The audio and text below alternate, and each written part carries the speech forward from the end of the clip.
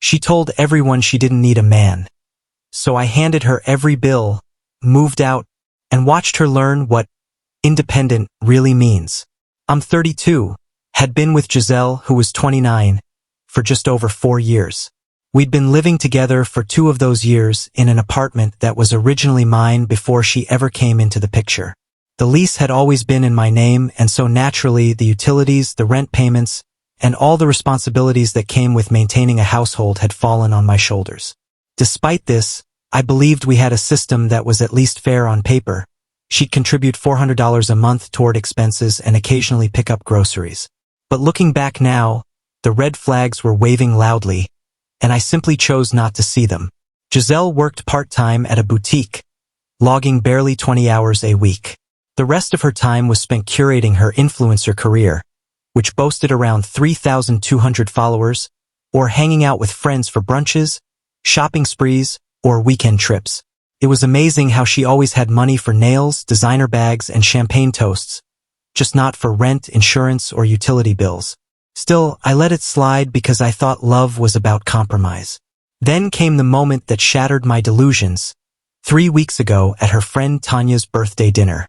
It was a classic scene. A loud restaurant, a group of women swapping tales about their relationships, and then the topic of money came up. One of her friends boldly proclaimed that she'd never date a man who expected her to split everything 50-50. Another chimed in about how men were supposed to be providers.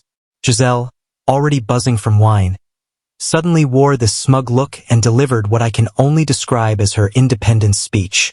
"I'm an independent woman," she announced, raising her glass like she was giving a TED Talk. "I don't need a man. I'm with Keith because I choose to be, not because I rely on him for his money, or his apartment, or anything else." The table erupted with cheers. "Yes, Queen. That's right. Independent women don't need no man." One of the girls even asked her if that meant she paid half of everything. Giselle just waved her hand casually and said, "I contribute what I can, but it's not about money. It's about not being dependent." She capped it all off with, "I could walk away tomorrow and be just fine." I sat there smiling politely while mentally calculating the $1,800 monthly rent, the utilities, internet, streaming subscriptions, car insurance for her Honda, and her line on my phone plan. But I didn't say anything, just nodded along and said, "You're absolutely right. You are very independent." She beamed like she'd just been crowned queen of self-sufficiency. Later that night, she posted a picture of her with her friends holding up glasses of rose with a caption that read, "Surrounded by my girls living my truth. I don't need a man. I choose my man, independent woman. Boss babe, not your typical girlfriend." The post got 127 likes and a slew of fire emojis. That Monday morning, I got to work, not at my job, but at making her declaration of independence a reality. The first call I made was to the electric company. "Yes, I'd like to transfer the account into another name," I said. "Yes, completely remove mine. The new name is Giselle Rodriguez. She lives here." And just like that, her independence began. One by one, I reached out to every utility provider, gas, water, trash pickup, internet, and requested account transfers. Every one of them required new accounts, credit checks, deposits. But that wasn't my concern anymore. I took her car off my insurance policy. She'd have to get her own coverage. Her phone line was ported to a prepaid plan, and I paid for the first month out of courtesy. After that, she was on her own. I canceled her add-on gym membership and removed her profiles from all the streaming services. Even the rent, while we were both on the lease, I talked to the landlord who agreed to let her either take over the lease or move out. Paperwork would follow. All this took 3 days, and she never noticed. Too busy posting Instagram stories about building empires and strong women intimidating weak men. That Wednesday night, I cooked her favorite meal, salmon, paired with a bottle of good wine. She was glowing, telling me how she'd hit 3,500 followers. I smiled and told her I was proud of her. Then I said, "You were so right at Tanya's dinner. You are an independent woman." She beamed. "Finally, you get it. I was worried you were one of those insecure guys who need their woman to depend on them." Not at all, I replied. In fact, I want to support your independence. Ah, babe, she said, genuinely touched. So I transferred all the utilities into your name. Electricity, gas, internet, trash, all yours. Also took you off my insurance. Oh, and the phone plan, I got you set up with a prepaid account. First month's on me. Her smile died mid-sip. You what? I'm just supporting your independence, I said calmly. You said you don't need a man. Now you don't. She tried to laugh it off. I didn't mean us. I meant like, in general. But you said you could walk away tomorrow and be fine. Now you can. Or stay, your choice. Independent. She didn't say much after that. Just stared at her wine glass. This isn't funny, Keith. You can't just leave. We need to talk about this like adults. I didn't mean it like that, and you know it. This is financial abuse. You're trying to control me by abandoning me. That last one made me laugh. Abandoning equals control? Olympic-level mental gymnastics. By day 2, she was calling Marcos's place. He told her I wasn't available. She accused him of harboring an abuser. He hung up. Day 3, the utility companies started sending her the setup notices. Panic set in. Keith, the electric company wants a $300 deposit. Internet is $150 to set up.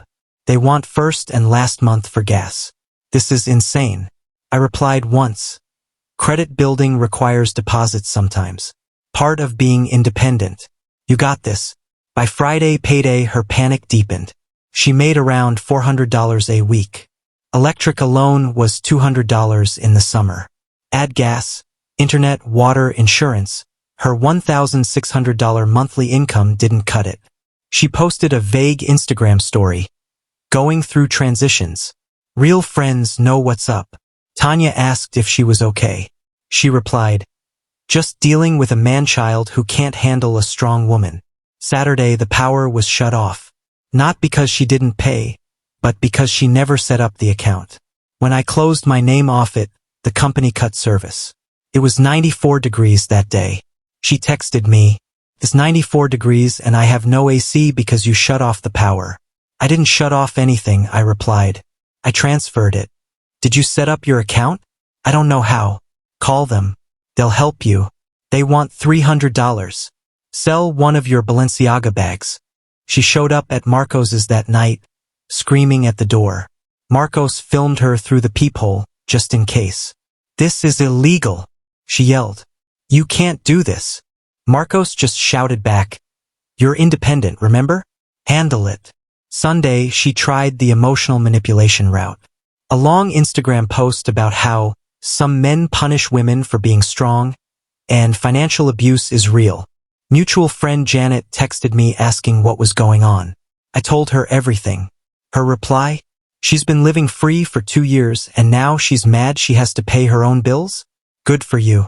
Monday rolled around, and with it came a new crisis, the kind that turned her Instaqueen energy into sheer panic. The landlord called her, calmly explaining that since I'd requested a lease transfer, she either needed to take over the full lease at $1,800 a month or vacate within 30 days. That was the breaking point. She snapped. Not just emotionally. She took her rage a step further by calling my job. I was pulled aside by reception and later HR, who informed me that Giselle had left a voicemail accusing me of illegally evicting her. My HR rep, a no-nonsense lady named Karen, actually chuckled when I explained the whole situation, the birthday dinner, the I don't need a man monologue, the social media posts, and the utility transfers. So she's mad because you gave her what she said she wanted? Karen asked, trying not to laugh again. Pretty much, I replied. Please let us know if she escalates, she said. This is wild. Then came Tuesday, the day she made her biggest mistake. She created a GoFundMe. The title read, Help Me Escape Financial Abuse. Her goal was $5,000. Her description claimed that I had suddenly abandoned her without warning, that I'd transferred bills to trap her in debt, and that I was trying to make her homeless through economic violence. The page had a sob story about needing money for deposits, moving expenses, and rebuilding her life after abuse. At first, the comments were supportive. Her followers, the same ones who had cheered her boss babe rhetoric, were sending heart emojis and messages of solidarity. But then, someone asked a simple question that cracked her whole narrative in half.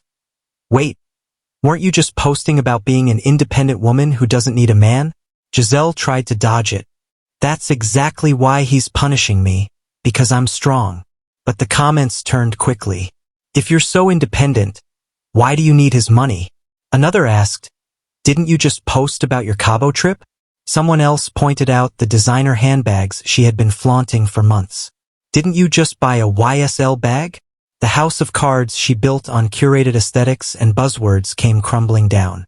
She deleted the page after raising a grand total of $45 from her mother. By Wednesday, I got a text.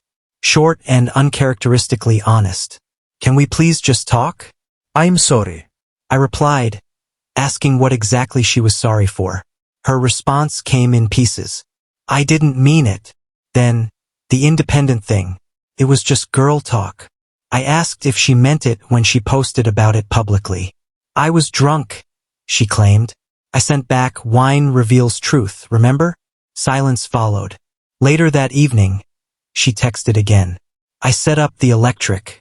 It's back on. But I can't afford all this. My reply was simple. Sounds like you need a second job. Or a full-time one. Independence takes work. Her response was sharp. You're being cruel. I typed, no, I'm being supportive. You wanted independence. I gave it to you. The very next day, I got a call from someone I actually respected. Her father, Conrad. A straightforward guy who never really interfered in our relationship. He didn't waste time. Son, what's this about you leaving my daughter with no power? I took a breath and explained everything, from the dinner speech to the utility transfers, her GoFundMe campaign, and her social media antics. There was a long pause on the line. Then he let out a low groan. She really said she doesn't need a man? Multiple times, I confirmed. Posted about it publicly, too. Jesus Christ, he muttered. Her mother filled her head with that nonsense. Independent but can't pay a light bill. Damn shame. He then asked how much her monthly expenses were. I did the math, rent, utilities, car insurance, phone, and basic living costs came out to about $2,400 a month. And she makes maybe $1,600? He asked. On a good month, I said. He sighed so loudly I thought he'd blown a fuse. I'll talk to her, he promised. This is ridiculous. She's almost 30. Before he hung up, he said something I didn't expect. I appreciate you, son. 2 years of her getting a free ride. And she's calling it abuse now? I raised her better than this, or at least I tried to. That same evening, Giselle posted a new Instagram story. Starting fresh. Moving back home to regroup. Sometimes you gotta step back to leap forward. It was hashtagged. Hashtag new beginnings, hashtag still independent. The irony was palpable. Here she was, almost 30, and moving back in with her parents after declaring she didn't need a man. The jokes wrote themselves. A month passed, and in that time, I watched from a distance as her life transformed. Not because she wanted it to, but because she had no other choice. She tried to rebrand the whole ordeal. Her Instagram bio read, Phoenix Rising. Building my empire brick by brick. Her father called me again 2 weeks after she'd moved back. Keith, I gotta thank you, he said. I asked, for what? His response was sharper than I expected. For doing what I should have done years ago, cut her off. She's finally facing reality. He explained that his house had rules, $500 a month rent. She had to do her own laundry, cook dinner twice a week, work a full-time job or 2 part-times, no overnight guests, and an 11 p.m. curfew. She about lost her mind when I gave her the rules, he said with a laugh. Told me, I'm almost 30. I said, then act like it. She lasted 1 week before trying to move in with Tanya. That lasted 3 days. Apparently, Tanya wasn't interested in subsidizing Giselle's boss babe lifestyle either. She complained that Giselle ate all her food and left dishes everywhere. So, back to her dad's house she went, tail tucked neatly between her legs. But something did change. Slowly. Remember that boutique job she treated like a side hobby? She started showing up more, actually clocking full shifts. Her manager, Patrice, even reached out to me via LinkedIn. "Hey Keith, weird question, but what happened with you and Giselle?" I gave her the condensed version. She responded, "LMAO, that explains it. She's asking about becoming assistant manager. First time in 2 years she's shown any drive. Small miracles, I suppose." 3 weeks after our final conversation, Giselle made one last attempt at something. She showed up at my office building with a small cardboard box. Inside were a few of my forgotten belongings, old t-shirts, a coffee mug, a phone charger. Stuff I had deliberately left behind because it wasn't worth carrying. Security called me down. She was standing there, dressed well, hair curled, makeup done, wearing the mask of the woman I once knew. "Hi, Keith," she said softly.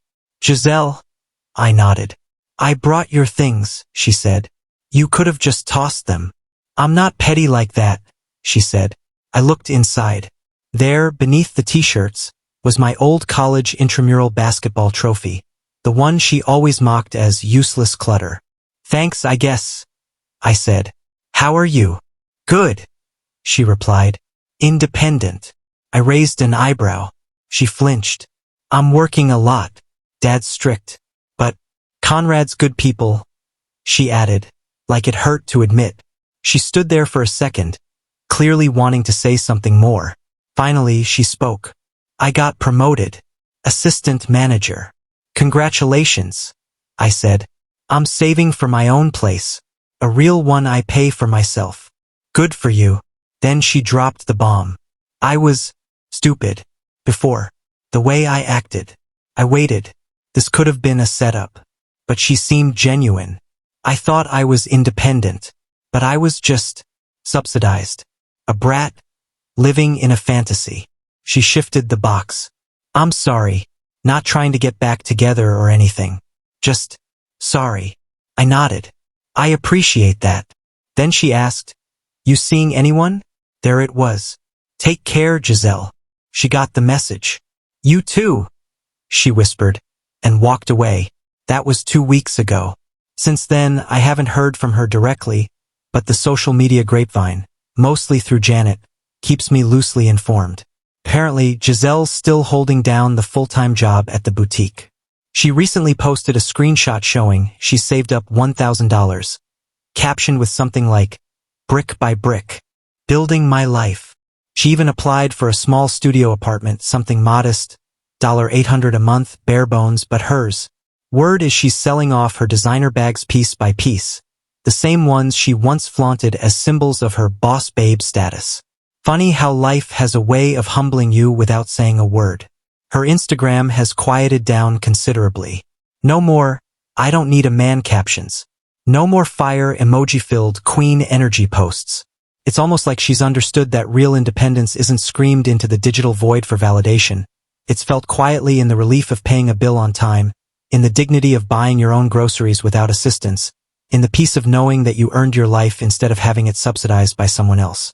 Just yesterday, Conrad texted me again.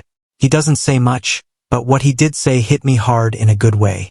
She got approved for the apartment. Moving out next month. "I think you taught her something I couldn't." I asked, "What's that?" And he replied, "That independence isn't an Instagram caption. It's a light bill." I sat with that sentence for a while, letting it sink in. It's not poetic or trendy, but it's real. It's honest. And that's more than most captions can say. As for me, I'm still at Marcos's place for now, but I've been looking at apartments. Something smaller, something quiet, something mine. I've started seeing someone, her name's Rochelle.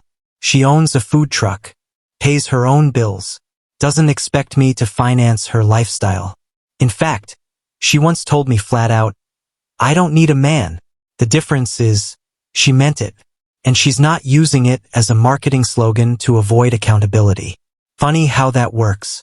Last weekend, I went through that little box Giselle brought me. It was mostly junk, stuff I hadn't missed or even remembered leaving behind. But beneath my old college trophy, folded neatly and tucked like a secret. It was a small note.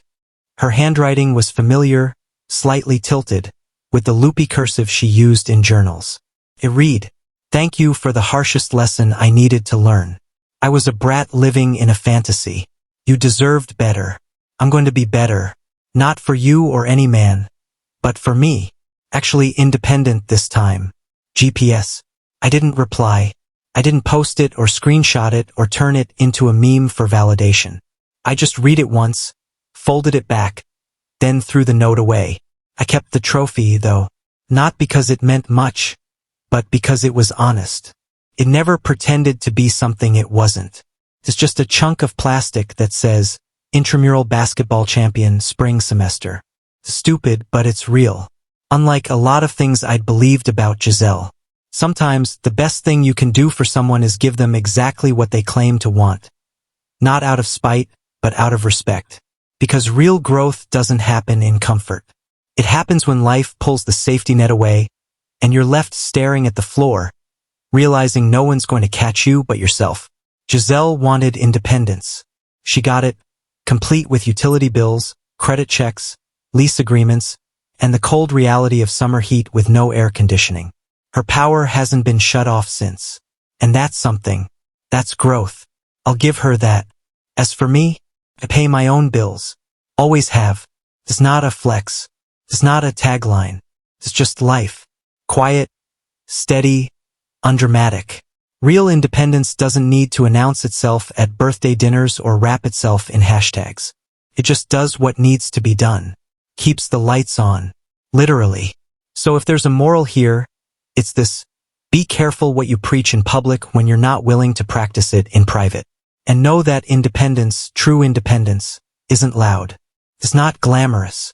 It's not caption-worthy. It's just a stack of paid bills and a working thermostat on a hot Saturday afternoon. And you know what? That's enough. Like and subscribe if you believe real independence doesn't need an audience. It just needs action.